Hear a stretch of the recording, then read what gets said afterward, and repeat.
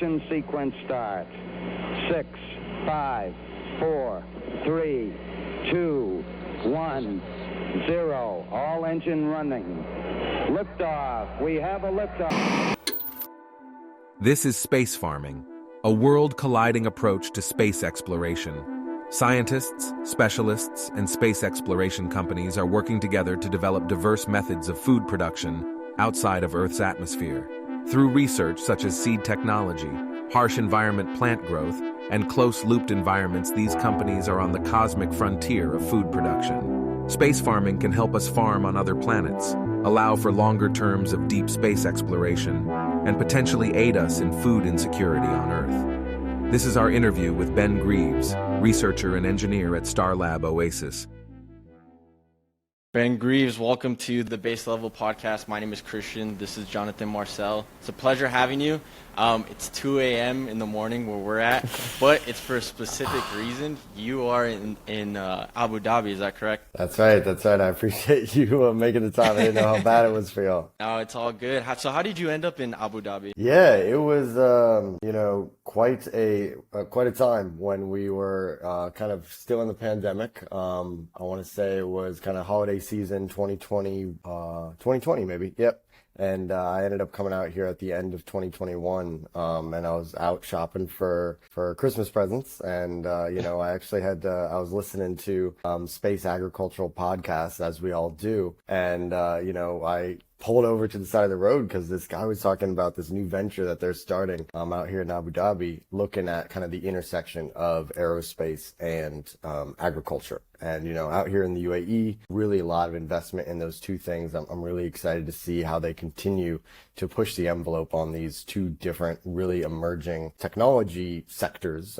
One that you guys are looking into a lot as well, I think. And so to be able to sit at that intersection was really a great opportunity to see, how can we develop technology that not only is going to help us continue to explore the universe, but also be able to have those applications on Earth in, some harsh region here in the world. And so, being here in the UAE was just a perfect example of, where exactly we could have some of these technologies make a big impact. So, made it out here September 2021. The falls and the winters are absolutely gorgeous. The summers are a little bit tough. It's starting to get pretty hot here. I think it touched 111 Fahrenheit the other day. Got to clarify, obviously not Celsius, I guess.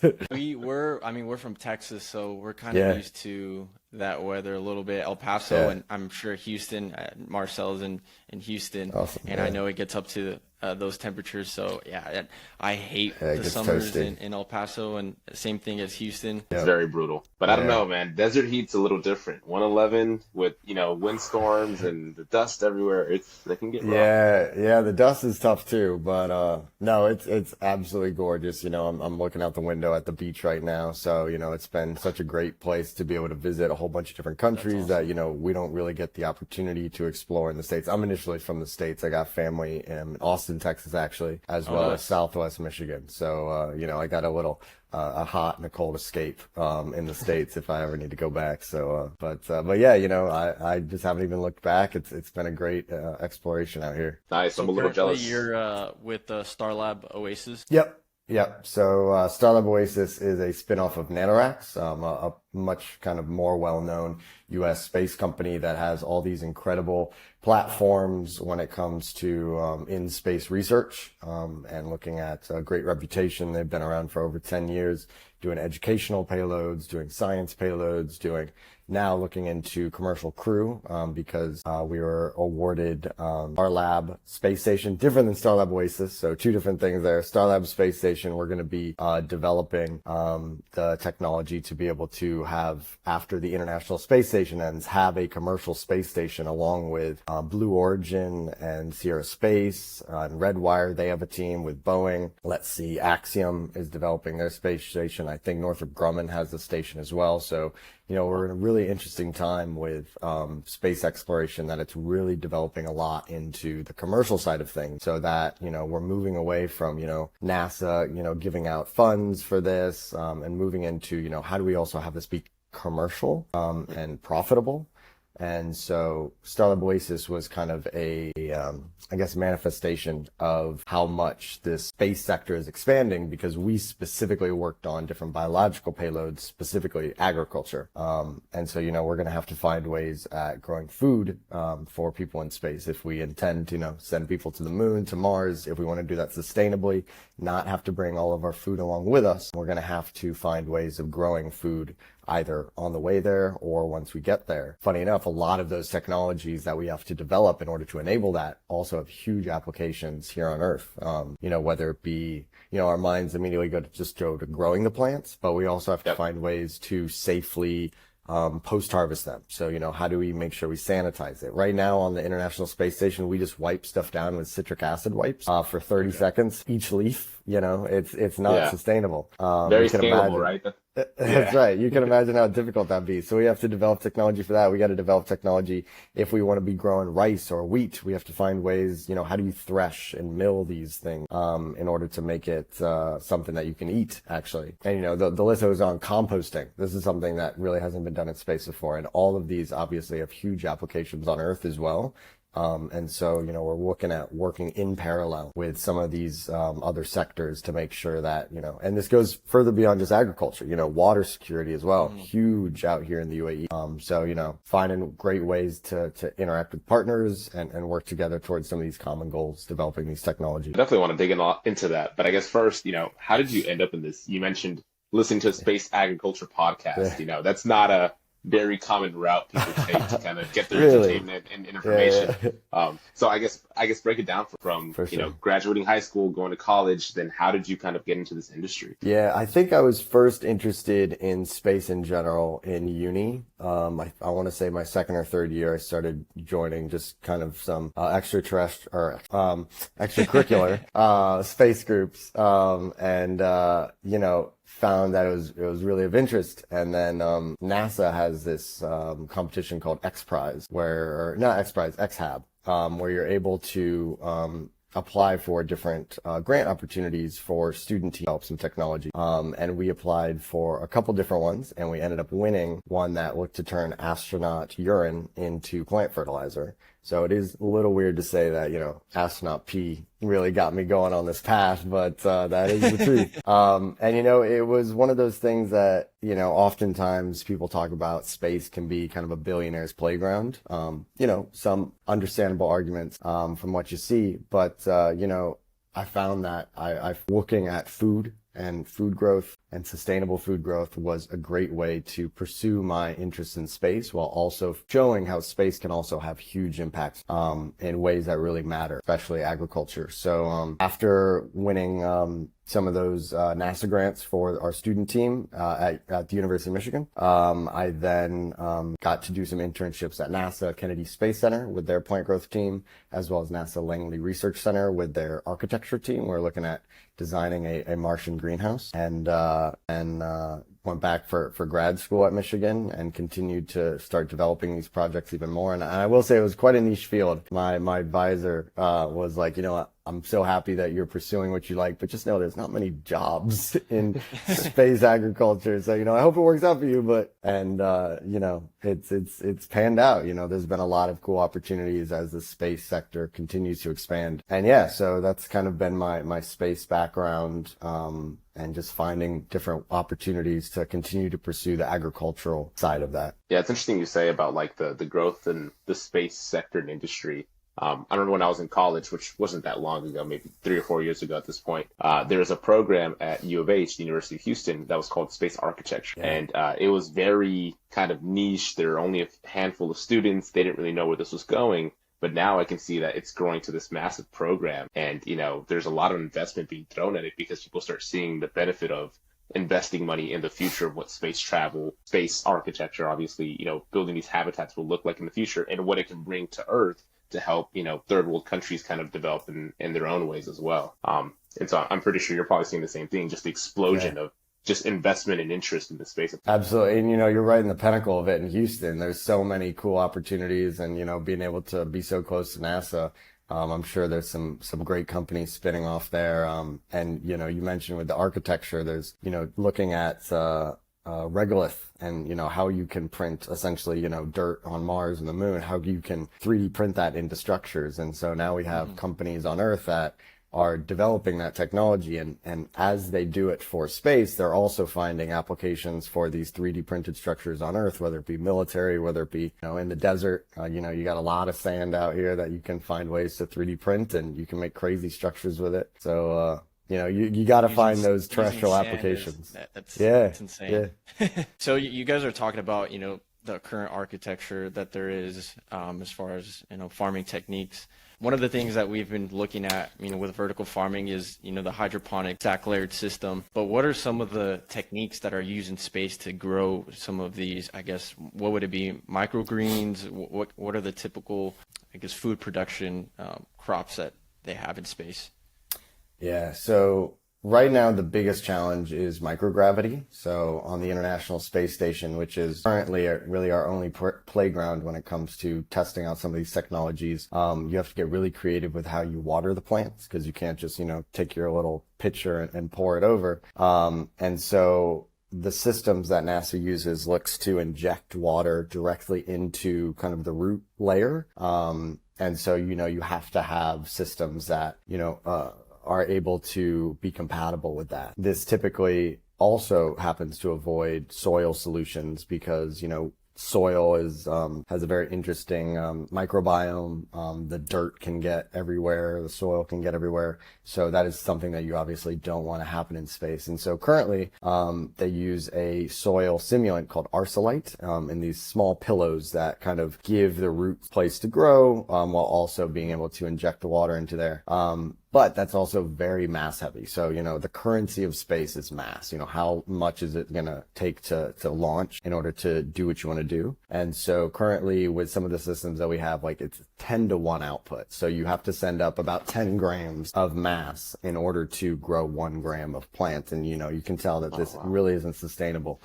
So moving into some of those hydroponic solutions that you mentioned is absolutely what's going to be the name of the game moving forward, at least when it comes to microgravity environments. When we talk about surface environments like Mars or the moon, you know, you can start looking at how can you use the regolith to grow stuff in, a little bit different. Yeah, you know, being able to move into those hydroponic systems is going to save a lot of resources, a lot of up mass, you know, we call what you have to launch. But, you know, you got to find ways to make sure the water doesn't float away in your typical hydroponic systems on Earth. That would be something that you wouldn't be able to directly implement. But yeah, that's definitely going to be, you know, I'm sure you all know about some of the benefits of hydroponics when it comes to saving water, not having to use as many different, you know, pesticides, herbicides. Hopefully, you know, you don't have too many pests in space. That's one thing you don't really have to worry about.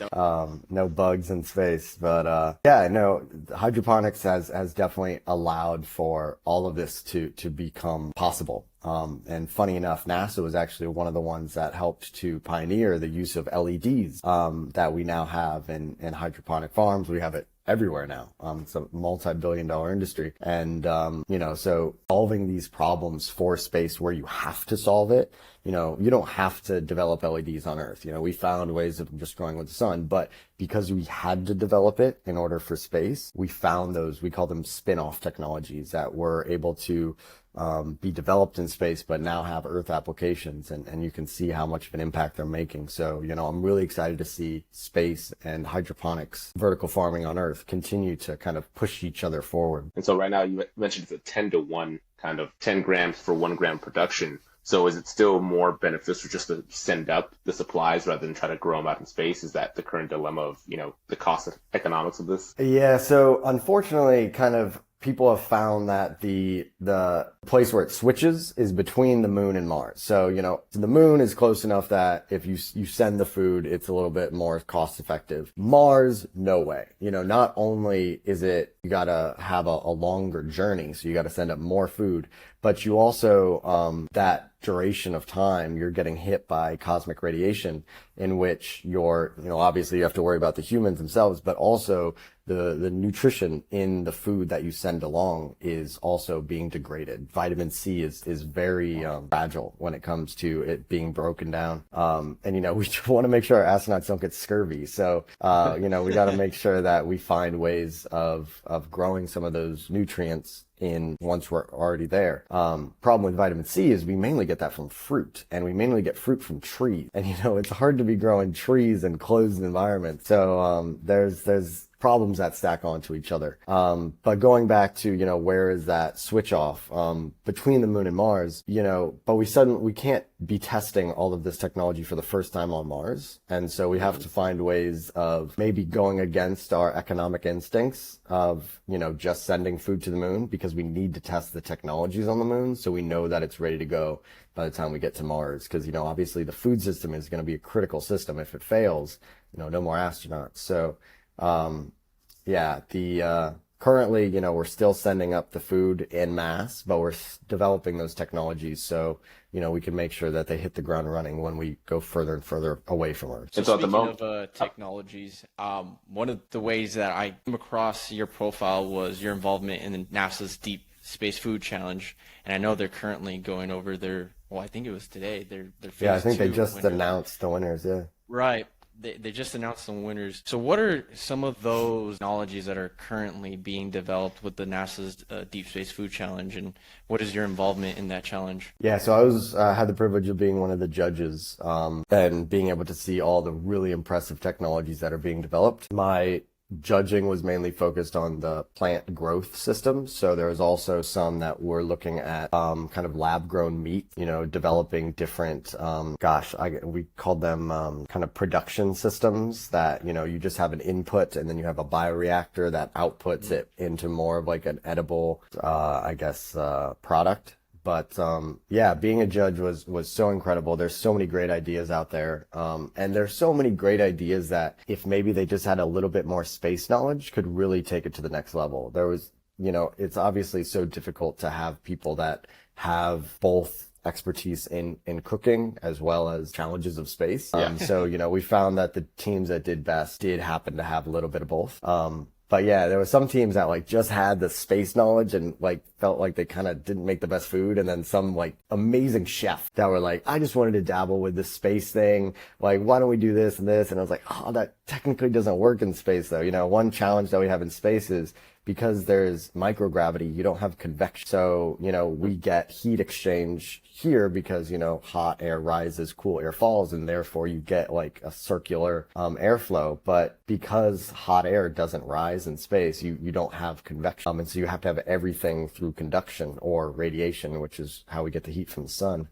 But really great teams. Some of the technologies that they were developing, obviously looking at some of the hydroponic solutions that you mentioned. Also really interesting closed systems where the inedible biomass or the part of the plant that you don't like the roots or the stems, they would feed to a mycelium or kind of mushroom system that would use that as feedstock to grow it, and then you are able to eat the mushrooms. Mushrooms being really important for space because the vitamin D that you get from them you don't get from the sun when you're out in space. So, you know, we have to find different ways of getting vitamin D in space. And then, you know, they would use that and have compost, whatever you didn't eat of the mycelium, and then that could be fed back into growing the plants. You know, some of the wastewater systems too, there would be ways that you could input, going back to the astronaut urine, input that into this plant growth system. And really the only part of urine that plants don't like is a salt. So if you're able to take out the salts, you know, you've got yourself a fertilizer right there. And so the teams that were able to implement all these elements to keep their system closed were really impressive. And then, I think it was also interesting to see how different teams expanded the diversity profile of different crops. So, you know, right now, and you know, your guest from earlier focused on leafy greens. That's what the vertical farm finds is economically viable is these leafy greens. But, you know, unfortunately lettuce, you know, we call it kind of green water. It's 95% water. So, you know, it's not really packed with nutrition, but, you know, kale, spinach, these are both great leafy greens, but also it's really great to see some of the teams kind of break off into kind of root vegetables, carrots, sweet potatoes, cassava, taro. So cool to see, you know, because this also expands beyond technology and into culture. We want to make sure that, the first crew on Mars isn't all from North America. So, how do we make sure that starts with the diversity that you have with your food? It's going to be a long journey. You want to make sure you have that comfort food that reminds you of home. And so to be able to make sure that we're developing systems that can grow all these different types of crops and create all these different types of cuisines is going to be really important to make sure that, we're bringing the whole world with us as we go to these different planets. The thing that's like so outstanding to me is the different cross sections of expertise here, right? Like talking about shipping food to Mars, like understanding the physics implications of, the cosmic radiation and how that affects, the food, and that way you have a biology standpoint of what happens to the food and vitamin C, and then you have to have the nutrition standpoint of what astronauts need. It's insane that people have put these different sections that typically don't go together to create this new vertical. And it's just crazy to hear about this new technologies. I think, of course, I love to read about Bill Gates and some of the explorations he's done, but, you're talking about these closed systems. One thing that he mentioned in that last documentary on Netflix is that new toilet that he's trying to develop for the world. Yeah. Right. It's like, a closed system toilet that will eventually help third world countries. But I'm like, well, that sounds like it'll also help this industry and finding a way to provide that for astronauts and space stations. And so I guess kind of following Christian's question, like what's one technology you're seeing now, or maybe throughout the ones that you've seen, that's like most exciting for you, that you're like, wow, this is groundbreaking. This one step will lead us to hundreds of steps in the future to really kind of accelerate to making this a reality. I think one thing that's it's very adaptable is looking at hydrogels. So basically a material that is able to change its shape a lot, is able to change its form a lot, able to change its conductivity. And so I know this might sound like it's out of left field, but I got the opportunity to do an astronaut analog called HISES in Hawaii, where I was able to collaborate with a professor out of Singapore who had developed this hydrogel that was incredibly hygroscopic, which means it can absorb water from the air at massive amounts. And so by putting this hydrogel into the plant growth system that I built, you were able to absorb the humidity from the air. And then by just heating up that hydrogel just a little bit, it's like 50 C, you were able to desorb that water and take that water and put it back into your system. And so it's all about these different technologies that allow you to kind of close the gap and close the system, that are going to be critical, not only for space, but, here in Abu Dhabi, to make sure that you're able to retain your waters is incredibly important. And so that's something that, this sort of material science allows us to be much more mass efficient than you have with typical dehumidifiers on Earth, are these big clunky machines. And as mentioned, space. Not going to work for space. Yeah, space currency is mass, and so you can't be sending up these huge things. And to be able to have something that can absorb the water and desorb it, thousands and thousands of times, is going to be such a game changer. And when you develop the systems for it to make it efficient, that improves the technology. But then there's also the material science out there that are developing the hydrogel itself. And when that gets improved, maybe you're able to absorb even more water, or maybe you don't have to heat it as high of a level. That just improves both systems. So maybe they find the technology, the hosting system is better. And so both of these things are able to develop together, and it just, they are able to have a number on making sure that we're able to close the system. So, that's the absorbing humidity is just one technology or one application of hydrogels. There's so many different things that it could be used for. So yeah, I think that it's going to be pretty exciting, both in space as well as on. That'd be great to put all over Houston to get rid of this humidity down here. That's right. Fantastic. That's right. Absolutely. That'd be awesome. It's way too humid there. Oh, it's awful. So earlier you mentioned lab grown meat, right? Yeah. So one of the things that I minored in college was science communication. It was kind of one of those minors that I was a couple of credits away, and I was like, oh, screw it, I'll just take those classes just to get the minor. But one thing we always focused on was that bridge between science topics and the public and how it's perceived from the public. When I hear something like lab grown meat, I'm someone that likes meat from the cow, right?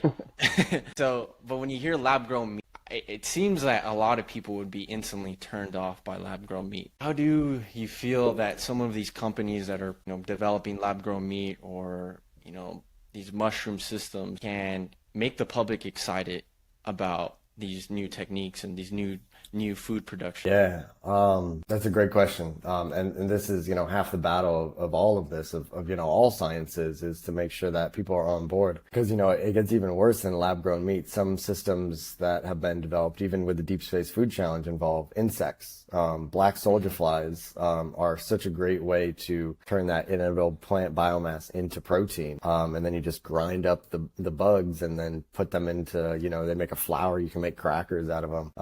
But yeah, it's weird. It's something we got to get used to. I will say with some of these foods going back into, an international cuisine, some of these parts of the diet are big in different parts of the world. Mycelium, different mushrooms, different, I don't think lab grown meat is that big yet. But insects, that's big in parts of the world too. And so, it is about a cultural shift. These are some of the things that may not take off huge on Earth, but, still might be groups of the population that find, this is actually not that bad. And if they are, really passionate about making sure that their diet is sustainable, might be something they look into. But with the case of lab-grown meats, this might be another thing that it gets developed simply because it's required. I know you like meat from the cow, but if you want to pay to shipping a cow to space, be my guest. But it's going to be hard to have any animal meats in space because it's just got to Noah's Ark it and just try to send all these animals to space. Then you just start getting to like ethics. Like that's right. Like there's ethics conundrums of like these animals that maybe aren't aware of the risks that they're taking by going to space. Like is it ethical to be sending these animals to space? And so some of these things we might simply have to have these different lab grown meats for astronauts, and perhaps if that's something that kids looking up to astronauts see them eating, maybe it's they give it a try. I think a big part of this is also economic viability of some of these lab grown meats. I know it's still kind of more expensive, and so that's why people might be avoiding it a bit. And I also think the biggest thing is also not like tried vegetarian bacon, and I think the biggest issue with it is that people call it bacon because it's nowhere close to bacon. And if you're going to compare it to bacon, it's like almost breaded. Like to eat is beef jerky, but it's made out of mushrooms.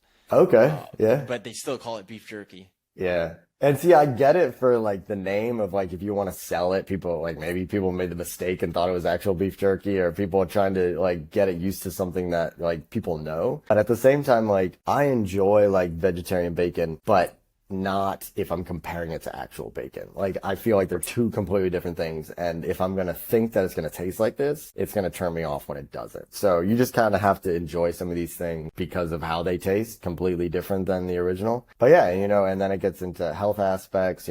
There's a million different ways people change their diets. So, I think it's going to be slow. I don't think you can force it upon anyone. And hopefully it's something that, the most sustainable option really gets traction. Cause you're going to have to do this for space. Cause, you're not shipping up cows anytime soon. We might have to do it for Earth. You never really know. That's right. But that's right. Yeah. I kind of hate when I go to like a restaurant, cauliflower steak or something, and it's like, don't even call it that, don't get my hopes it's nowhere up. Close. That's right. That's right. Yeah. And I'm curious, talking about like lab grown meat and talking about these bugs that can be made into a flour, and it sounds kind of far fetched that you would have people eating these, but again, in my head, it's like I could see a lot of people around the world where traditional, meat or vegetables are not available. This could become a viable food source and kind of help at least some of the food insecurity around the world. And of course, talking about communicating this to the public, I think you're right. Setting expectations is always important. But how do you like get this investment into it? How do you convince investors that this is the place to really put their attention and their focus on, and that this is the future?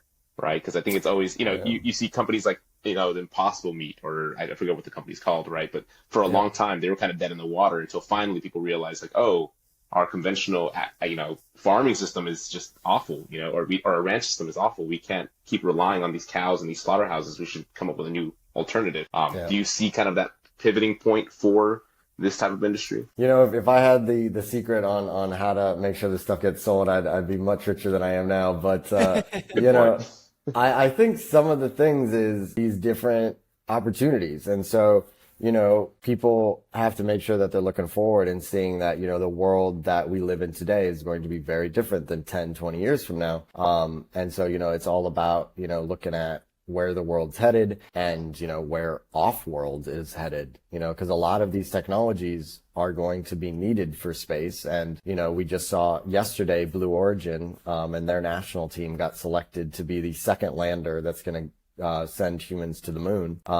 And so, the wheels are turning, people are the development is happening, and a lot of the technologies that we're going to need to sustain a lunar base or a Martian base need to be in development now. And these are going to be such huge industries. And if that's what it takes, I guess, for people to say, I wouldn't have invested in this if it was just about Earth, but because I see this going into space, sure. And look, there's actually also some applications on Earth. And, I think it's also about y'all talking about this. I think you guys are doing such an important role here in making sure that, these technologies, while, maybe crazy at the time, is going to feel so, common in a few years' time. So, I think making sure that people understand it, because, a lot of times people are a little bit worried about what they don't understand. So making sure that we have podcasts like y'all that are talking about these technologies and, moving the world forward is going to be really important. Yeah, I think it's also important to have people understand the economic benefits of it, right? Where if they see space, they see an unlimited opportunity. So yeah, of course I'm going to throw my money into this, even though I don't fully believe in what we're doing. Eventually, I'll believe it if it makes me enough money. So yeah, and hopefully, if you throw enough money at it, the technology gets developed enough, like with the lab-grown meats, that it becomes more affordable for consumers, and then then you just have like a snowball effect where, now you have a lot of, people on Earth that are buying this. And so it just, becomes pretty common. Yeah, I don't know. I don't know when I'm going to see Christian eating a horsefly burger, I mean, I'll definitely try it. I'm That's not right. opposed That's to right. it. I'll try it. Yeah, I'll definitely try it. I'm not saying I wouldn't eat it, but I'm just saying it does sound a little scary to try. For sure. Going back to, Jonathan's question, as far as the investment in space technologies, I think one of the biggest turnoffs for the public is they hear how costly it is to send things out into space, and they feel that the focus should be here on Earth, right? So what are some of these technologies that are planned to be used in space? How can they benefit us here on Earth? As far as for example, like a hydroponic system in space, how can it disrupt current techniques here on Earth or improve? For sure. I think there's hundreds and hundreds of different technologies. So, I would direct anybody to NASA Spinoffs has a whole department that is just based on some of how, why are these technologies helping on Earth? So I'm certainly not going to touch nearly all of them, but I can say the ISS, the International Space Station, is really just one giant closed system. We do throw out trash every once in a while, but the water, we have to completely recycle urine and water. We have to make sure that we have enough O2 for the astronauts, and we're constantly fixing the CO2 back into O2. You have to worry about trash, you have to worry about food waste, you have to worry about energy. So developing some of the solar panels for space certainly has spin-offs for solar panels on Earth. I think it's really just the way that our world is moving is, developing these sustainable technologies that we've had to have in Earth or in space for quite some time now. And so, I go back to the LED technology that was pioneered by NASA for this plant growth, moving away from sodium lights and that were, super hot. It'd be so hot in some of these vertical farming rooms. And now we have LEDs that almost give off no heat at all. And so, making our world more efficient when it comes to energy, when it comes to resources, I think is really invaluable. But then also, moving away from the technology itself, making sure that we're bringing all these people on board. There's a reason, that the I in the International Space Station is about bringing people along for the ride. A lot of people have said that the ISS should win a Nobel Peace Prize when it comes down, just from all the different collaboration that have come from it. And so I think that has been a really big part of all of it, as well as making sure that it's not just technology that is developed, for certain countries, but it's something that you can have so many different groups be a part of. And, maybe it's not an astronaut being sent up, but maybe it's like a researcher or, a different food dish that can be developed. Some of the technologies, if you can get past ITAR, does make it a little complicated. But, and now moving into the commercial realm, we have partnerships, I'm in Abu Dhabi. Some of my coworkers wouldn't have had the opportunity to work in the space industry, until some of these commercial ventures expanded out here. So I'm so happy that we're based here because, there's so many different partnerships that we're able to develop here and develop some of that capacity building for, all these nations that are developing their space program. We're able to allow those nations to focus on agricultural expertise that, I think, 40% of the world still works in agriculture. And so if they're able to develop their space knowledge while still leveraging this agricultural knowledge that they know so well, it allows them to move forward, not only with the technology development, but also with just the knowledge of, how do you live more sustainably? How can some of these technologies be developed on Earth in my country? And so, there are individual technologies and we could, point at those all day, but I think there's also just a greater network that's developed once you move off Earth into space, which is, hopefully continues to be the whole world's domain and not isolated by just one country. And so I think that kind of train of thought really moves the whole world along, and I think is one of the reasons why space is so valuable. Agreed. It was good to see, despite where the world's at, the continuation of international experiments on the ISS and international ventures into space, these collaborations between countries that politically might not align, but in terms of a scientific standpoint, are trying to progress for all of humanity. But, the one thing I do realize, and sadly it's how it's going to become, space eventually will become politicized. It will become just kind of like it was in the early mid 20th century. Do you feel like the U.S. and its partnerships are progressing fast enough and are investing enough time and money, or do you feel like the world in general has fallen behind in terms of where we could have been? Gosh, who knows where we could have been? I think, as long as the rivalries, I'm going to use that word rather than some other words, as long as some of these international rivalries stay peaceful, and I know this is just like, who knows if that's going to happen. They're such incredible motivators. Like, the USSR launching Sputnik was one of the greatest things for America. It just galvanized our entire technology development and inspired an entire generation of people to look at what could be done because of, unfortunately, because of fear of another country. But, we had our little fun with the Cold War, but, I would like to say that. Yeah, I would like to say that co-opetition of, making sure that you're able to compete with people, while also, making sure that you have some sort of rivalries going on, continue to motivate us. And, I think that's always going to change, who are U.S. adversaries, who is, Asian adversaries, ESA adversaries. It's going to change, why people are motivated to go to space. And so, I'd really like to say that we as a people are able to be motivated by the cooperation as well. And a lot of things, that's why NASA programs are able to exist, is because you add on all of these other countries. And so when a new president comes in that, isn't a fan of the previous president, they still can't cancel the program because the previous program or president brought in so many different other countries. And so I will say, more optimistic stance, that cooperation is why some of these programs continue to do so well. And so, I guess we'll leave it on that note. So, some cooperation does end up, moving the world forward. And, I really hope that, we continue to utilize that as a way of making sure that, we're sticking with the programs that we develop and continuing to move it forward. And, not getting too caught up in, conflicts and fear and war. So no, I completely agree. I think healthy competition is necessary in a lot of aspects of life, right?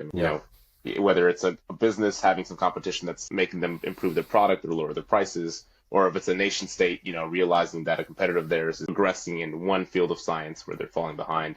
And I think that's what we see. And honestly, I don't even think it's just nation states now. I think, governments have felt the pressure from corporation. You see SpaceX, you see Blue Origin, you see these individual entities that are now pushing this tempo, and they're maybe feeling like, well, we gotta get back on it ourselves to make sure we don't fall behind, right? So yeah, I kind of agree.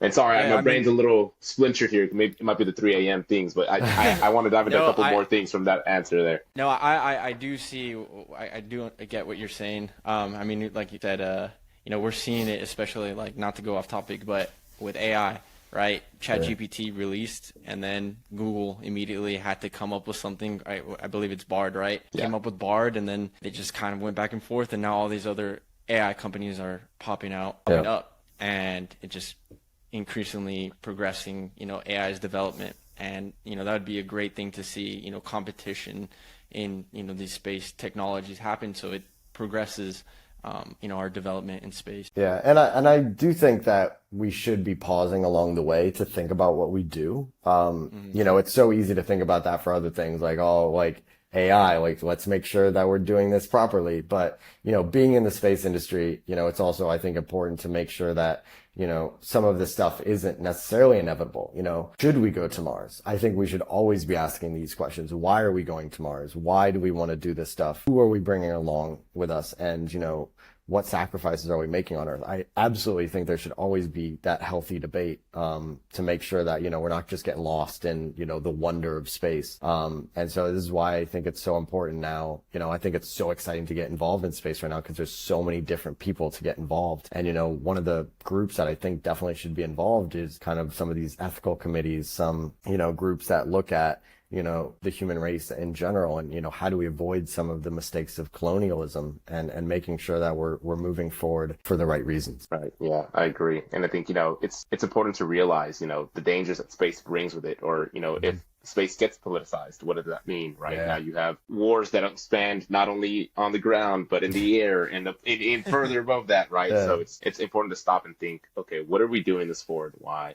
Like one industry that comes to mind thinking about space is like space mining, right? Like, is that a necessary function that we should pursue? And if so, why? Would it help with abundance of resources? Or is this just a way for corporations to get more greedy and now have territory over something that really isn't there? Of asteroid rights. I know, right? That'd be great. Like, that is my asteroid right there. That star that we can never get to in our lifetime is mine. It's mine. Right. Oh man, I had a question in mind and I think it's slipping. Okay, no, yeah, actually I got it. So, we're talking about the expenses of, shipping materials, of just space travel in general. And you mentioned really early on in the conversation that, the ISS is currently our only playground. So, with that being kind of the only place we can really test most of the stuff out, how do we go about these new developments, these new technologies, whether here on Earth, or do you all have an arrangement with NASA or the ISS to kind of send things in shipments, or how does that work? Yeah, so ISS looking to be decommissioned by the end of the decade. It's a little bit flexible, but, right now so much crew time is being spent just maintaining the ISS that it's starting to get a bit out of hand. And now we do have these commercial entities popping up that could, make even better systems. And so this goes back to the Starlab space station that NanoRacks and Voyager are developing with Airbus. So, another international partnership. Airbus is based out of Europe. You have the Orbital Reef, that's Blue Origin, that's Sierra Space, Redwire, Boeing, you got Northrop Grumman, you got Axiom. And so these 4 stations are going to be what kind of continues to lead the way. And I'm so excited to see what people do. A lot of the technology on the ISS is still, 2000. Could you imagine 2000 really technology? Is so old. I know. Oh my gosh. They're still on LimeWire downloading illegal music, right? That's right. Still using like CDs. Yeah. But, so I'm so excited to see, what these future systems bring. One example is, much love to NASA Veggie, but, it was built to last, to just be it's one thing forever. It wasn't what we call future proof. So, LED technology has probably tripled or quadrupled, in the time that the Veggie plant growth system was put on the International Space Station, just a few years ago. And so to be able to have now, this more commercial mindset of, not only is the system going to be used for plant growth, but also it could be used for technology development. So you just have the LED light cap be interchangeable. Just plug and play. Maybe there's a company out there that wants to showcase their LED technology. So just pop it in, pop it out. And you're constantly evolving. You're constantly showing, what is possible. And so that is going to be one of your ways that not only can you do the off-earth science, but you can also do the off-earth technology development and proof of concept. And so, that's what we're going to have to use, until we have a sustainable presence on the moon. And the moon is going to be a great opportunity to develop some of those surface systems. So you got gravity back again. It's 1/6 of the gravity that we have on Earth, and Mars is 1/3. And so to be able to understand that is going to be so important to learn how we need to develop the systems on Mars. Because right now, if you think of gravity as just kind of like a graph, we have a whole bunch of data at 1G. We know how stuff works at 1G. We have a growing collection of data of how things work at 0G. But the problem is there's just 2 points. We have a line. We don't know, is that a curved line? Is that this? So being able to test these systems on the moon is going to give us that third point to better understand, on Mars, with reduced gravity, what happens if our wheat grows twice as tall because, it doesn't have to fight gravity. It sounds cool, but suddenly, your greenhouse systems are entirely too small.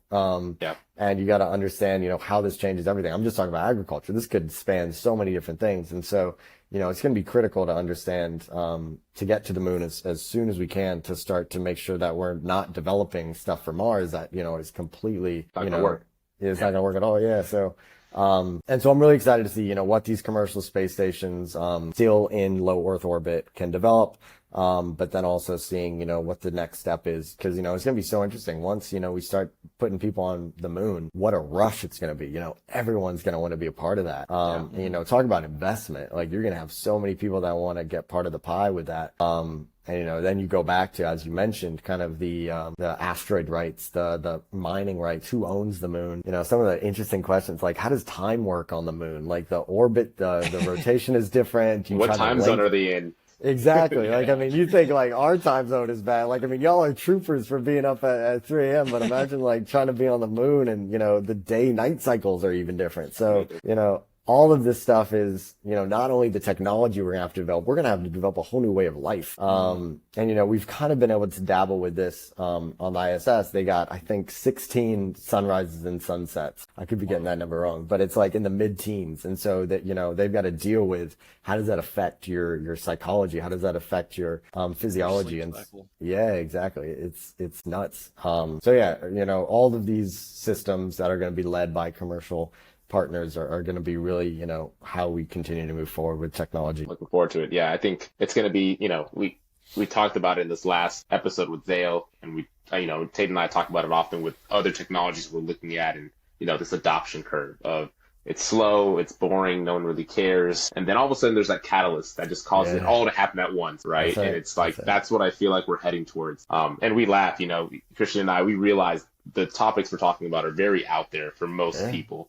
Right. But then I have a very, very distinct feeling that as soon as that catalyst hits, then everyone will understand that's why we were talking about it. Right. Yeah. So, I think the moon landing's set for 2025, mid 2025.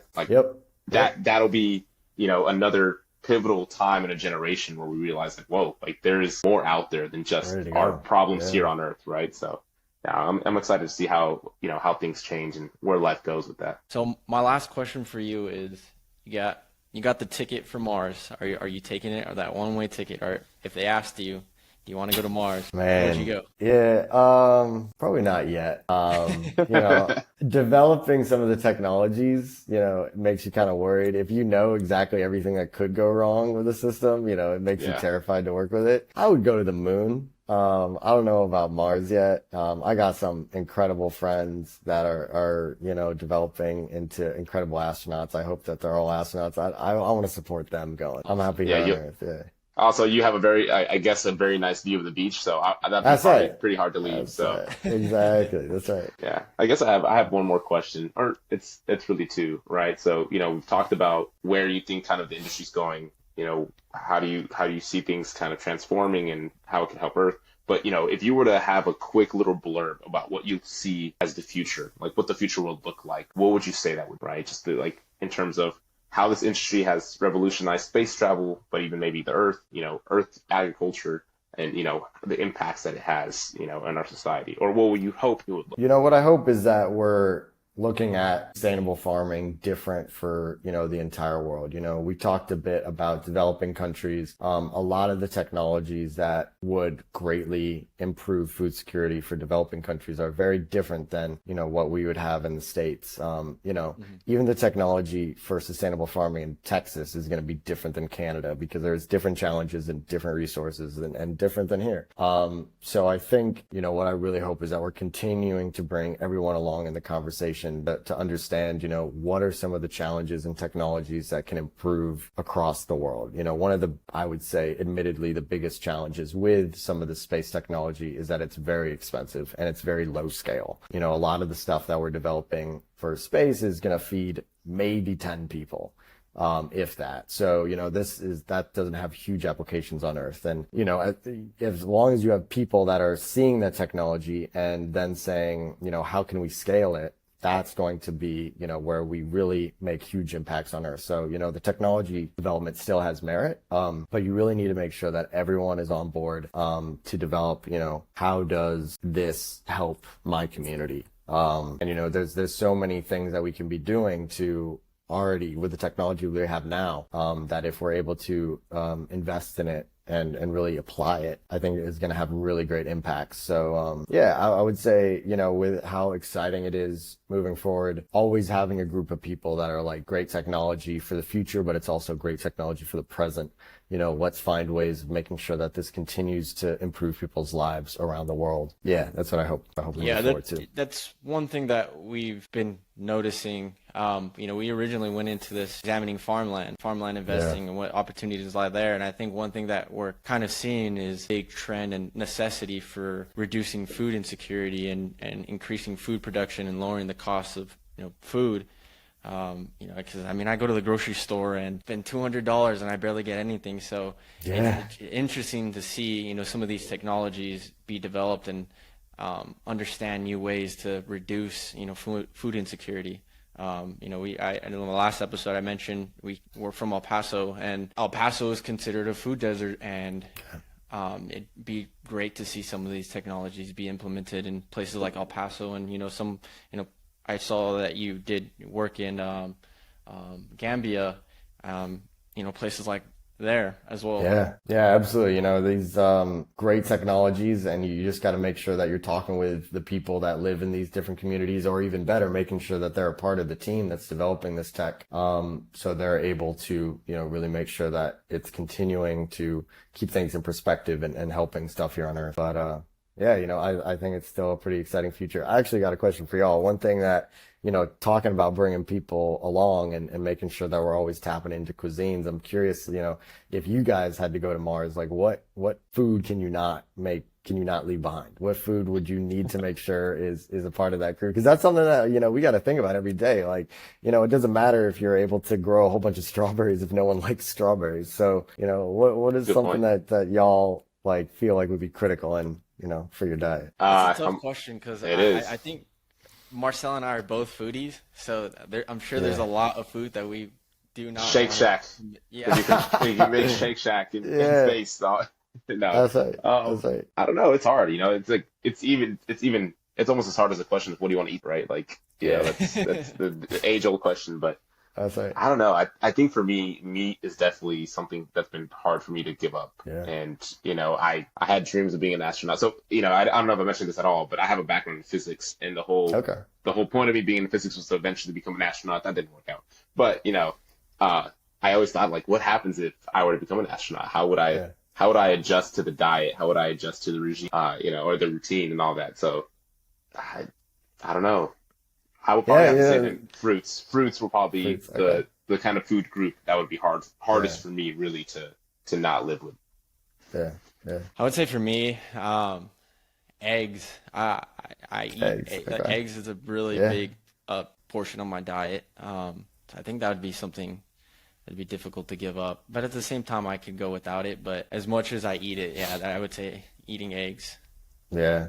Yeah, no, that's going to be a tricky one because I don't know exactly how you would, if you can do lab-grown eggs. I'm sure you Space can. chickens.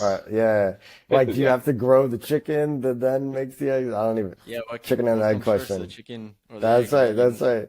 But yeah, also the thing with fruit is, we take sweetness, I think, so much for granted here. Like, you're not growing sugar cane in space. You could think about doing sugar beets. They're a little bit more compact, and if it's going to be really sticky, but you can try to like take sugar out of that and then put the sugar into your diet. But, a lot of the sugar that we have on Earth is from like sugar cane. And so, we can't grow that. It's like required fields of crops. But strawberries, I think is one of the things that people are looking forward to growing in space because it's like a bush or blueberry bushes. Like it's possible, I think, much more possible than an orange tree or, a peach tree. So, yeah, strawberries Vine or something. That's right. That's right. Strawberries is definitely a target because that's probably your easiest crop that you can get natural sugars from.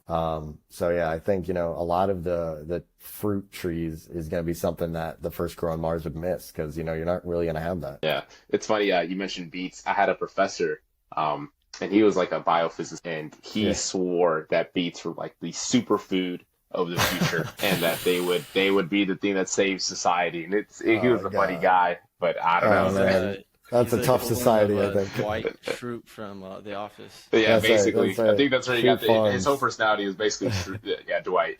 Yeah, but once you figure out how to grow mangoes, I'll definitely sign up to be an astronaut. Yeah. So yeah, that'd be good. That'd be good. Cool. And speaking of sweets, I did see that one of the teams that were competing in the Deep Space Food Challenge was forgive me if I butcher the company's name, Astria's. They're developing Astria's, yeah.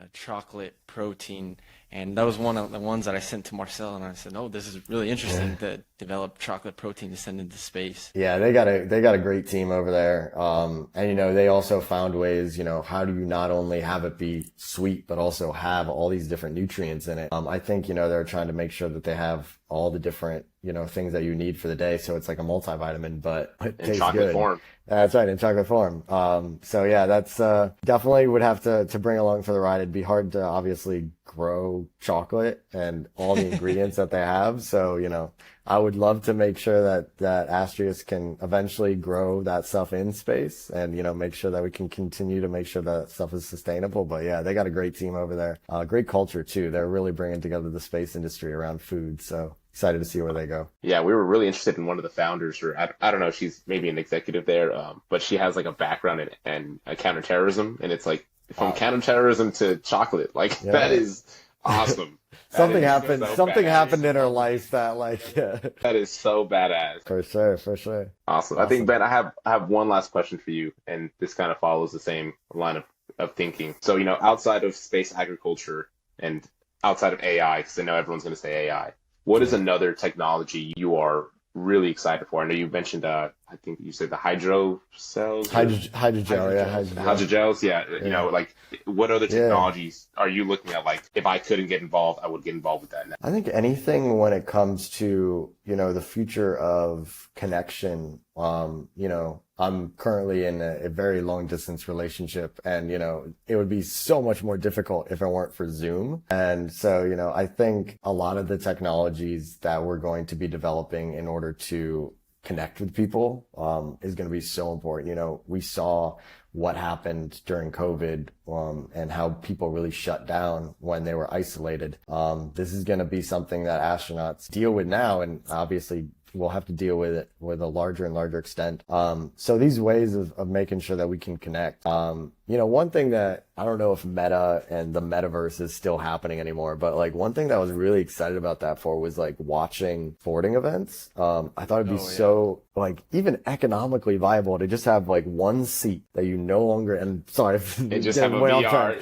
Yeah, just one seat that you no longer sell to a live audience, and you just put like a 360 camera there, and then you can have, thousands of subscribers that just all sitting in that one spot and are able to watch the game, and feel like they're really there. I feel like you can make so much money off of that. And then you could also theoretically like watch it with your friend, I got so many friends back in the States that, I'd love to be watching some college football with or baseball with now. So, I think that would be such a cool technology to develop. Maybe this is just showing, how much I miss the States. I'm just, no, man, if you were talking about girlfriends and partners, if you ask my girlfriend, she's like, dude, he sounds just like you. I've said that 1,000 times. Like, just get one seat, a 360 camera, and boom, millions of dollars. So much more money. That's right. Exactly.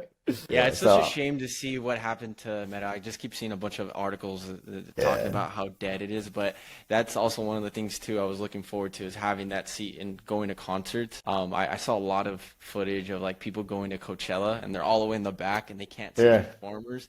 Oh yeah, that would such a awesome bummer. Yeah. Like I'd rather pay like $15 for that, virtual reality subscription a month than pay $50 to be in the back of the stadium or back of a venue and not see anything. Exactly. Yeah. So that's what I think will be important. When are you coming back to the States? Yeah, so I'm actually going to be starting grad school here this fall at CU Boulder. So yeah, no, it's been an incredible journey out here, but I'm excited to get back into some research. I might regret saying that after a few years of PhD and I'm going crazy. But yeah, I'll be headed back this summer, starting this fall. Really looking forward to it. But it's been so incredible out here. And I'm really excited to see the UAE continue to, and just the whole region, continue to, have some really incredible space goals and ventures. We have, 2 Saudi astronauts that are going up soon with Axiom. And so, I think no matter, your thoughts on worldviews in different countries, I think it's so inspiring for the youth of nations to be able to see, astronauts representing them, going to space and doing these incredible things. I think it's truly a great way for us to connect, work together, and make sure that the next generation knows that it's possible to be doing some really incredible stuff. So I'm really excited to continue to track the progress of what's happening out here. Awesome. Well, congratulations. I wish you the best in your studies for your PhD. And where can people find you? Do you have any shout out? Yeah, I can put some of my stuff on. I actually, I do Space Farming Fridays, every Friday, where I talk about different, I analyze different future space farming illustrations. So, I think I'm currently still the only person that does hashtag Space Farming Fridays. I know, very niche hashtag, so hopefully no one else takes it. Excellent. Good. But yeah, you can find me Astro_Greaves on Twitter. And yeah, would love to connect to people. I love talking about this. Obviously, I know we're over time already. So, yeah, really excited love to connect with people on that. Good. So everyone heard it. Follow Astro Greaves on Twitter. And That's right. Yeah. Awesome. Great talking with y'all.